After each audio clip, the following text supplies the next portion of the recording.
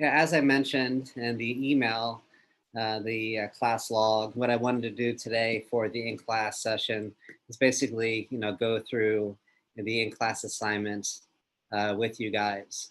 In-class assignment 9, that's due today, and then also the 10th in-class assignments, which is due next week on the 17th. So overall, the piece we're looking at looks at the institution of family and how the institution of family connects to the subtopic of race. So I think this is a very kind of timely piece right now, just in terms of a lot of social movements going on, kind of captures some of the themes that emerge within the article you're reading. This is a kind of recent piece of research, but I have been using it in class off and on for a couple years. But I think maybe now, just what's kind of going on socially speaking, it's maybe more relevant because even though if you haven't experienced it yourself, you can kind of recognize how it's part of our kind of popular culture right now, kind of recognizing um, family life and kind of the plight of African American families, but especially families raising African American males. So that's what the article gets at. And as I said in the lecture, this has parallels to what we read and what we discussed in the Lareau book. How in the Lareau book, she argues that class matters more than race when it comes to parenting styles, but she recognizes that uh, parents of minority students, racially speaking, minority students, kind of have different things going through their social psychology when it comes to parenting that often white parents, parents of kind of racial majority groups, don't think about. So that kind of ties into what we're going through today. So another thing that we could draw out in the article today are intersections. So basically, how sometimes we focus on race, we focus on gender and class, but sometimes when we're separating them, we overlook or we tend to ignore the significance of how the different variables operate together. So, in other words, when you're talking about maybe a white family parenting, you really can't compare white families with one another if you're comparing it from different class backgrounds. So, parenting in a working lower class environment is going to be different than parenting in the upper class, middle class environment. Again, kind of going back to Lareau. So it's not only kind of the race of the family, but how that race intersects with the class background. And here we see kind of gender coming into the fold because, again, it's not only that you're raising kids, how you're raised often is influenced if you're a boy or if you're a girl. Age is another factor that can come into play. If you're the kind of oldest child, the youngest child, somewhere maybe in the middle. So, it's easy to think about. Um, let me ask you guys this question if you want to type it into the chat or just, speak up if you want.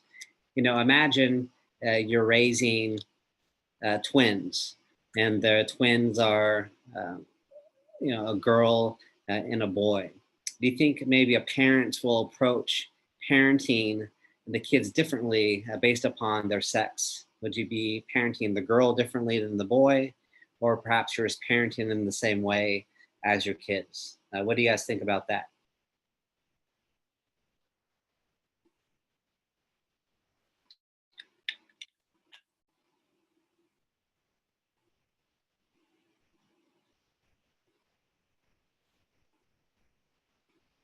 Yeah, so one student says definitely, and I saw this growing up, and so it's tricky because I was the younger child. So maybe it's because my parents went through the motions with my sister first, and they kind of, you learn what to do, what not to do, maybe, and you can apply that knowledge with your second child. But still, I kind of see things where I got to stay out later. I got a little bit of a longer leash compared to my sister, who was again just a few years older than me. But again, I think a lot of it had to do with trying to protect the daughter a little bit more and then maybe relying on your son to protect himself, especially as you're getting kind of older, high school years and such.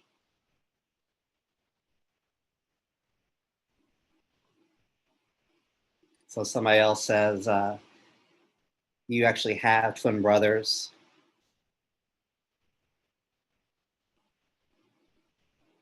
But you think maybe if they were different sexes, then the parenting style would be different. And so yeah, I mean, studies show this. Studies show that we take that into consideration, consciously or not. We do this. So again, this is what we're looking at when we say intersections. It's not one thing to look at men and women, but also kind of look at sexuality, race, and all these things all come into play. Yeah, so another student says, as being a female, she was parented differently compared to her older brothers. So that's what we're looking at, because this matters, because we recognize that sometimes there's a lot more that goes into the equation that produces reality rather than this one variable. And to kind of, as you advance through more criminology, more sociology classes, this focus on intersections comes more to the forefront. So this is what we're looking at today. And the three different variables that were looked at, they looked at class, race, and gender. Coming from middle class background, the African-American families will be a little bit different compared to if they're parenting in lower class or working class environments. Again, the African-American status of the family matters, because it comes into kind of seeing parenting differently compared to white families. And then also gender matters, as the article talks about.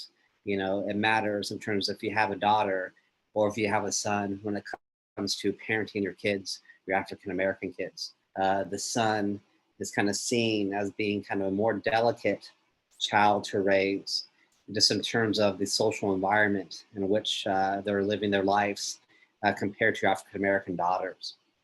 So, looking at those three together, we can say that of the three, race is the key variable, because it doesn't really matter kind of which class an African-American kid comes from. Their kind of racial status often kind of defines them as being kind of different than other kids. And that difference can lead to being treated differently by peers, by teachers, perhaps by bosses, police officers, so on and so on. So getting to number three, and so basically the article gets into different strategies that parents will use when raising an African-American boy. And one strategy is trying to manage the experience. And so here the parent is kind of concerned about kind of only being exposed to kind of a middle-class lifestyle, where that middle-class life comes with a lot of privileges compared to lower class and working class lifestyles that are a little bit different. So you want to expose your kid to the working class and lower class cultures, because if a kid's ever participating in that culture, you want them to know that things may work differently compared to how they work in the middle class culture, and also exposing them to different race-based cultures. And so this kind of ties into number four a little bit. And the correct answer, so for number three, the correct answer is A, and for number four, the correct answer is B. So here the parent is kind of worried about the child being exposed to very narrow versions of African-American masculinity in popular culture.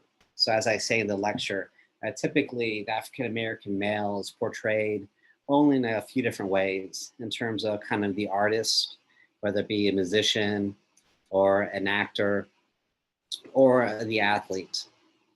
And those are kind of the main kind of images that you see. And typically when you see these images, you try to relate to them. And if you're only seeing a couple different images, then you really don't have too many options from which to kind of compare and draw your kind of masculinity and idea of maleness as a Black individual, compared to whites who also have artists and athletes they can identify with. But then they have, other types of people as well. People in the business world, people in the science world, people in the government world. And we're not trying to say that racial minorities don't exist in those other worlds, but you don't see them as much. You don't see them, on television as much. You don't see them, on the computer as much. And so that's why the parents consciously exposes the kid to these alternative versions of African American masculinity. You can see in the business world, you can see in the science world, and you can model yourself off those versions versus modeling yourself off the versions you see only in popular culture. So those are the experience strategies. And now we can look at other strategies in terms of managing environments. So here for 5 and 6, basically we're looking at the parent tries to keep children in familiar spaces. And by familiar spaces, it's basically people who know your kid, people who are familiar with your kid. So, the more you get to know somebody, the less you see them in terms of their characteristics, their age, their sex, their race, because you get to know them for who they really are, as Rebecca, Anderson, as Alan, rather than just kind of who you are as a young college student who happens to be a male or female. And so it's the same thing with me. The more you get to know me, the less you kind of see me as the white male of a certain age category, a younger age category, I hope. But nevertheless, that's the idea. So when the people around your kid kind of know him for who he really is, they won't be using stereotypes that are attached to younger African American males to guide their interactions. And that will keep them relatively safer compared to if maybe people are using these stereotypes and they're being more apprehensive in terms of how they're interacting with your kid. And so with number 6, basically it's regulating your kid to indoor spaces. And basically, within indoor spaces, you are more able to just observe what's going on and keep tabs on who's in the situation and how that situation is unfolding. It's just a parenting strategy where if you always have an eye on your kid and an eye on the situation in which your kid is living his life, and then you have more influence on what's going on, compared to if the kid's kind of out of sight and out of mind, you really don't know what's going on and you really can't help them manage that situation. So I'm getting to number 7 here. The answer is role-playing scenarios. So now let me stop here and turn it back over to you guys. Do you guys, personally, do you guys ever remember a parent making you kind of role play a situation that you may encounter at some moment in your life? It could be like a formal role playing or more informal where your parent is trying to, ask you, what would you do in this situation?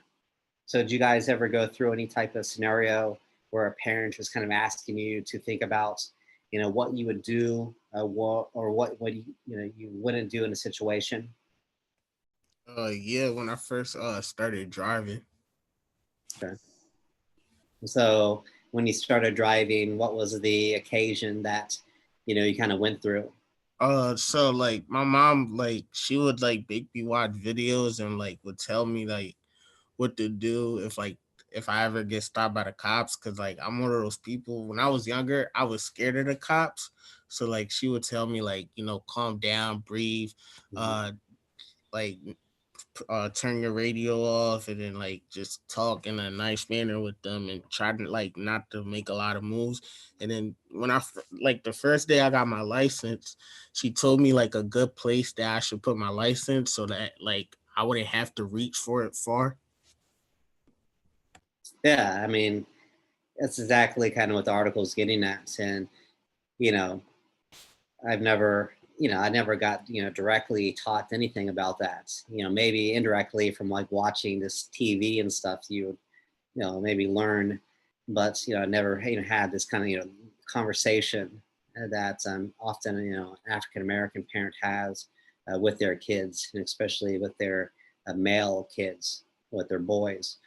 And, but yeah, it's just, and again, I liked how you mentioned kind of the, trying to be relaxed and, calm, because, often like emotions I say are contagious in the sense that, if you're timid, if you're a little bit nervous and awkward, then typically the people around you start to feel a little bit timid and awkward and nervous too. So that's why, if you kind of stay calm and cool, then hopefully the people around you will be calm and cool as well. Then you can move through the situation smoothly as possible. So, yeah, I mean, another student, Rebecca, you mentioned that this has happened too. Do you want to elaborate just a little bit if you can, or?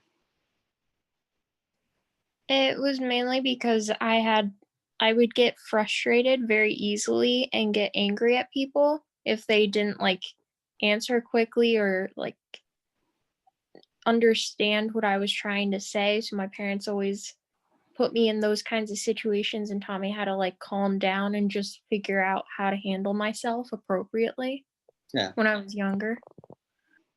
Yeah, and I'm teaching social psychology this semester, and we talked a lot about kind of that idea that relates to kind of both of what you guys said, and we call this it's emotion work.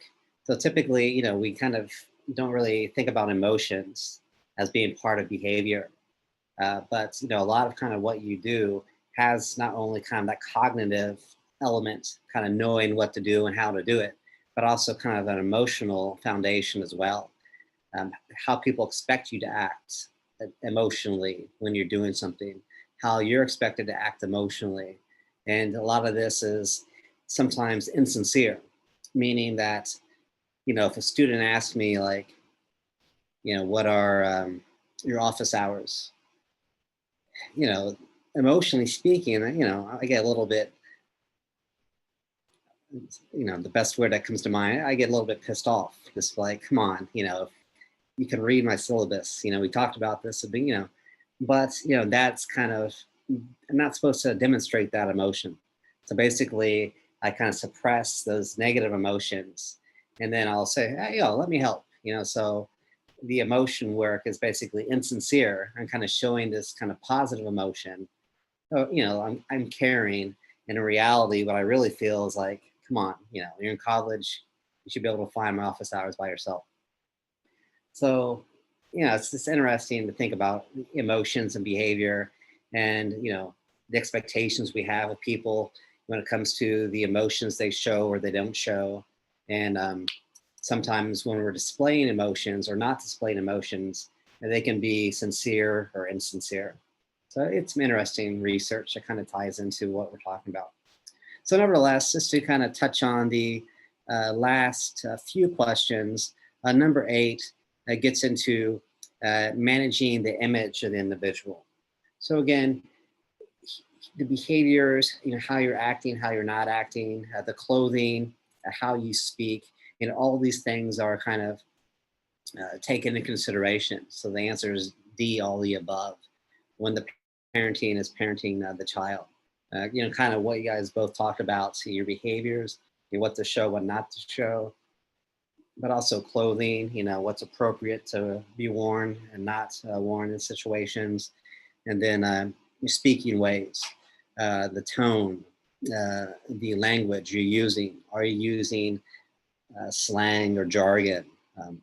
So, all those things. I think maybe all parents directly or indirectly talk about this, but again, it's kind of more concentrated and it's more developed when you look at the racial minority parents compared to the racial majority parents. And so number 9 kind of talks about the hard emotions. So basically, the parent recognizes, as I talk about in the lecture, sometimes when the African American I think this goes for both women and men. When African Americans are displaying kind of the hard emotions, you feel upset, you feel angry, people see you kind of amped up a little bit more compared to the exact same behaviors, emotions were being displayed out of a white woman or out of a white male. I think the same, I think Hispanics often are stereotypes in that way as well. So again, you may display the same type of anger, as your fellow kind of peers, but people may evaluate your anger differently and at higher levels just because you're that racial minority. And so finally, with question 10, just the recognition of the parent doesn't actually believe all those things, so the parent doesn't believe that, the African American kid is more dangerous than the, other kid. But the parent does understand that culturally speaking, this is what we're taught often. And when you're taught that, directly or indirectly, it can become part of your social psychology. And kind of with that, the parent kind of strategically raises their kid with those cultural understandings in mind.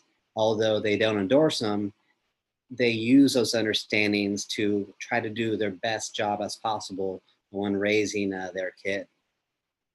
So any questions about that in class assignment? So I know, it's already been 30 minutes, so let me, if you guys have questions, feel free to ask. And what I'll do in the meantime is bring up the last in-class assignment, which is a little bit more short and sweet. But to me, it's interesting thing to think about and discuss. So and I imagine you haven't had too much time to look at this yet, but basically for the last reading, you're looking at gender as a subtopic with reference to education. And that's what the reading gets into. And that's why I talk about it in the lecture. But for the last in-class assignment, I'm still using gender as a subtopic, but I'm looking at the institution of sport as the main institution. So looking at sport as an institution and gender, it's really fascinating to me, looking at how the two work together. And when I teach my gender class, I always talk about sports a lot, because on the one hand, it's very, as an institution, it's responsible for kind of projecting a lot of imagery of the male as hypermasculine, often sexualizing the female athlete. So when men get the attention, it's often based upon their merit, how good they are at the sport they play. Women, on the other hand, when they're playing sports, often they receive more attention, not based upon the merit necessarily, but based upon their physical appearance.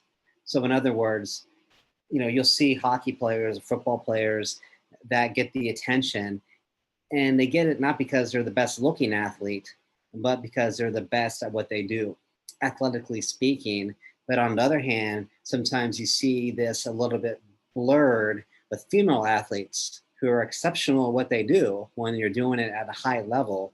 But typically what you see, those who receive the endorsements, those who you see on the cover of the magazines, it's more about the physical appearance than how they actually play the game itself. So in other words, you'll see, athlete A get all the attention, but actually maybe athletes B, C, and D are better at the game, but they're just not as good looking as athlete A when it comes to women in sports. So, you see a lot of that traditional gendered culture being promoted within sport. But also what you see in sport is people can cross boundaries. And by that, guys can do things that would be considered feminine or unmanly within sport that you really can't get away with doing in other spaces. So if guys cry, if you're on the court, if you're on the field, after a big win, or perhaps a big loss, you can get away with it. Nobody's going to make fun of you about it. But if you cry because you, did poorly on the test, or because you stumped your toe or something like that at home. And then you'll be seen kind of as girly, not as manly, because decrying as a behavior is gendered to be more feminine than masculine. And likewise, women, when you're aggressive in the classroom, when you're aggressive maybe at work, people will see you as being unfeminine, manly. She acts like a man. She's so aggressive. But on the field, women can be aggressive when they're playing sports, and you won't gender them. You'll let them kind of do what they do. But when they're off the field, that's when you kind of have a shorter leash in terms of how aggressive that you allow them to be as women. So, anyways, it's a fascinating topic to me. But overall, what I ask you to do for the in-class assignment is to look at how we kind of don't see athletes as athletes within sports, but we see them as male athletes and female athletes. We treat them accordingly, and often we treat them differently based upon those understandings. So what I ask you to do is, in part one, think about sports that are considered to be for him or for her. So, her sports, we think of these sports. His sports, we typically think of those. Now, sport itself is arbitrary, meaning that it doesn't come with some real definition attached to it, but socially, we provided definitions. And those definitions often are gendered, where we associate the sports with one sex more than the other. And this can change. So we have, a lot of sports that were heavily gendered in terms of only seeing men and thinking about men when you think about the sport. But over time, that can change. So I think, today we think of maybe basketball and hockey, ice hockey specifically, as being more gender neutral compared to 30 and 40 years ago, when we would have gendered those sports as being very male oriented. So here, let me stop here for a second. What comes to mind when you think about maybe a sport gendered for him or a sport that's gendered for her? Football for men, and then I'll say volleyball or tennis is probably, I'll say, woman. Yeah, so volleyball and tennis are both kind of sports played by both sexes, but again, we associate them more with women, and so that's what we mean. Kind of, we gender them, and like football, it's very gendered. We think of men, men, men. And what's funny to me, when we talk about football, there are leagues that actually exist that have women play it. But the difference is within, there's one league in particular. I believe they changed the name of the league, but originally it was called like the Lingerie Football League. Does this ring a bell for anybody? Yeah, I seen a documentary about it. Yeah. So, and what they do, they let them play football, and they play, it's a high level of physicality. Like they hit each other, but they're wearing lingerie, so they're wearing very short shorts. They're wearing, bras, and so it's just that sexualization part of women, within the institution of sport. And this goes into fans too. Like they'll show very attractive women on the jumbotrons, on the scoreboards during the game, and the crowd will kind of whistle and say these things that again are very kind of sexualizing the female fan, when all the fan wanted to do is go watch a game. So again, you see this going on not only on the field but off the field with spectators too. So track for her, golf for him. So yeah, these aren't anything that's real, but something that we kind of learn. So what about rules? Can you guys think of like one sport that both sexes play, but we have different rules for the sexes when they play the same sport? Are the way we look at the sport, is it I'm thinking about the WNBA. Okay. I think rules. I thought you meant rules. No, but yeah, we can use that. So again, off the top of my head, I don't know, but all the rules, but I know like a lot of like the 3-point line is a little bit closer Yeah, for for the girls. Yeah. women compared to the men. Um, I think time during quarters, I'd be surprised if that's not different. Sometimes, the women will play quarters or halves. So again, we have different rules that we impose upon them. I believe the ball size is different. I know in college it is. I imagine play. And but again, the question from part two is, why do we need this? Why do we need, uh, a 3-point line that's 4 inches closer for women compared to men? Why do we need a ball that again is not that much smaller, but a little bit smaller? And we can answer these questions. Oh, men have bigger hands on average, or and that's kind of the easy way out because you know when they move the three-point line back for men, men adjust. You learn how to shoot back from a little bit farther, and women could do that too. They would adjust to the new ball, they would adjust to the new lines and all that. But nevertheless, we kind of think about it as very quick and simple. That it's girls and guys. It has to be different because they're different. But really, it's kind of something that we do that if you really think at it critically, you really don't need to do. And so lacrosse is another example. Men are allowed to be much more physical playing lacrosse compared to women. In the rules, men have much more leeway with physicality. So, and I say this in the lecture, I use ice hockey as an example, but when you impose different rules on the players, you get a different game. So, if you have players A that play under one rule set and players B that play under different rules, you're going to have different games. They're going to look different. But it's not because the players are different, it's because the rules under which they're playing promote a different style of play. And this is like ice hockey when it comes to the Olympics. The Olympic hockey is not as physical compared to the NHL hockey that you see. And it's because that the Olympics have a different set of rules and they impose on the players. That creates a more open game, a less physical game compared to the rules you see in the NHL. And the same thing holds true for lacrosse. When you're allowed to be more physical, that's what you see. And when you take that physicality away from the game, that's what you see as well. It has less to do with men and women, more to do with the game and the rules attached to the game that's being played. So gymnastics, very good. And this kind of ties into the last one, uniforms. And so even when you're doing the same sport, typically we dress the people differently.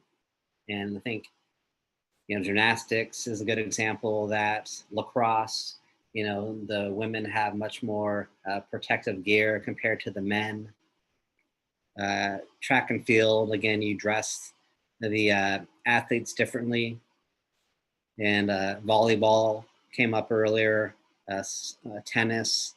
And so again, these aren't kind of the athletes picking and choosing what you get to wear. It's kind of mandated by the sport. If you're a female athlete, this is what you wear. If you're a male athlete, this is what you wear.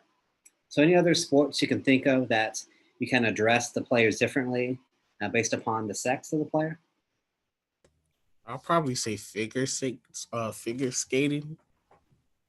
Yeah, that's an interesting one because you see a lot more kind of blurring of boundaries there. I don't know a lot about figure skating, but I know you'll see a lot more male skaters kind of crossing into what sometimes would be defined more kind of women-like appearance, whether it be makeup they wear or just the clothing style. But nevertheless, you can definitely separate them still, but maybe not as easily compared to the uniforms put on players in different sports. So any other sports you can think of? Softball uniforms are different than baseball uniforms. And then again, why is this needed? Really, often you really can't give a good answer. If it's going to give you some type of competitive advantage, then the athlete should get that advantage, not the female athlete or the male athlete. So again, I like this exercise because it kind of makes us think about things that we typically don't think about. And if you think about them for a little bit, they start not to make too much sense in terms of why we do this. but it brings to our attention, how gender kind of influences our perceptions and our actions. So, any other thoughts?